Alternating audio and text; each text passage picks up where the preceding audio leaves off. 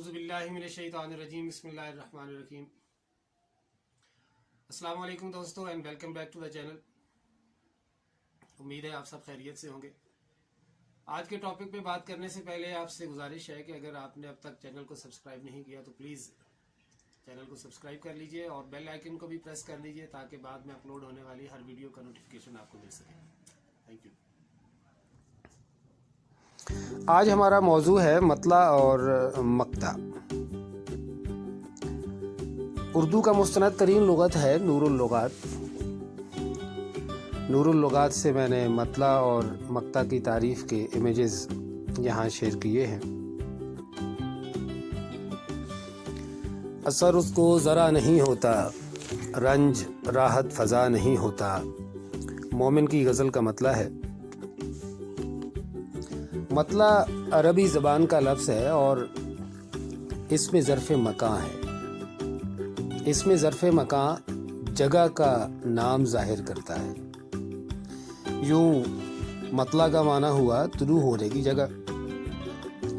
مطلع مفعل کے وزن پہ ہے نا، اس میں ظرف مکان ہے اور مفعل کے وزن پہ ہے، اور مفعل کے وزن پہ اور اس میں ظرف مکان دیکھیے نا، معبد ہے، عبادت کی جگہ۔ مقتل وہ جگہ جہاں کسی کو قتل کیا جائے، مخزن وہ جگہ جہاں خزانہ چھپا ہوا ہو۔ تو یہ سب اس میں ظرف مکان اسی وزن پہ آئے ہوئے یہ بھی جگہ کے نام کو ظاہر کرتے ہیں۔ اب ہے کہ شعری اصطلاح میں مطلع کیا ہے؟ شعری اصطلاح میں مطلع غزل یا قصیدہ کا پہلا شعر ہوتا ہے۔ مطلع کے دونوں مصرے ہم قافیہ ہوتے ہیں اور مردف غزل ہونے کی صورت میں دونوں مصروں میں ردیف بھی ہوتی ہے۔ مردف غزل کیا ہے؟ وہ غزل جس میں ردیف استعمال ہو وہ مردف غزل ہے، اور جس غزل میں ردیف نہ ہو اسے غیر مردف غزل کہتے ہیں۔ غزل کے پہلے شعر کے دونوں مصرے ہم قافیہ نہ ہوں گے تو پھر وہ مطلع نہیں ہوگا۔ اس صورت میں اسے صرف ہم غزل کا پہلا شعر کہیں گے، وہ غزل کا پہلا شعر کہلائے گا، مطلع نہیں کہلائے گا۔ اب کچھ غزلیں ایسی ہوتی ہیں جن میں ایک سے زیادہ مطلع ہوتے ہیں۔ اگر غزل میں ایک سے زیادہ مطلع ہوں گے تو پہلا مطلع مطلع اولا ہوگا اور دوسرا مطلع مطلع ثانی بھی کہلائے گا اور اسے حسن مطلع بھی کہیں گے۔ تو یاد رکھنے کی بات یہ ہے کہ غزل یا قصیدہ کا پہلا شعر ہوگا مطلع، اس کے دونوں مصرے ہم قافیہ ہوں گے، اور اگر ردیف ہے غزل میں تو دونوں مصروں میں ردیف بھی ہوگی، اور اگر دوسرا شعر بھی مطلع ہوگا تو اسے مطلع ثانی کے ساتھ ساتھ حسن مطلع بھی کہیں گے۔ غالب کی غزل کا مطلع ہے: بازیچہ اطفال ہے دنیا میرے آگے، ہوتا ہے شب و روز تماشا میرے آگے۔ جی، اور اس کے بعد ہے مقطع۔ مقطع بھی عربی زبان کا لفظ ہے اور اس میں ظرف مکان ہے۔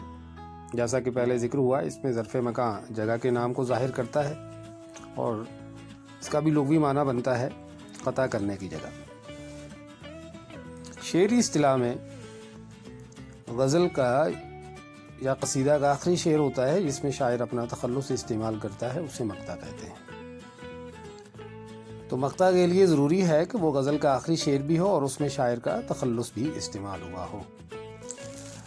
نور اللغات میں مولوی نور الحسن نیر نے یہ لکھا ہے کہ اگر کسی نظم کا آخری بند ہے اور اس بند میں شاعر نے اپنا تخلص استعمال کیا تو اسے مقطع کا بند کہیں گے، یعنی وہ آخری بند ہے اور اس پہ شاعر کا تخلص استعمال ہوا تو وہ مقطع کا بند ہے۔ مومن کی غزل کا یہ مقطع ہے جو آپ کے سامنے آ رہا ہے ابھی۔ کیوں سنے عرض مضطرب مومن، صنم آخر خدا نہیں ہوتا۔ اسی غزل کا مطلع آج اس گفتگو کے شروع میں آپ کے ساتھ شیئر کیا گیا تھا۔ اثر اس کو ذرا نہیں ہوتا، رنج راحت فضا نہیں ہوتا۔ آج کے لیے اتنا ہی۔ اپنا خیال رکھیے گا۔ بہت جلد اگلے لیکچر میں ہماری ملاقات ہوگی، اور ویڈیو دیکھنے کے لیے آپ کا بہت شکریہ۔ آپ سے گزارش ہے کہ چینل کو سبسکرائب ضرور کیجیے گا۔ اللہ حافظ۔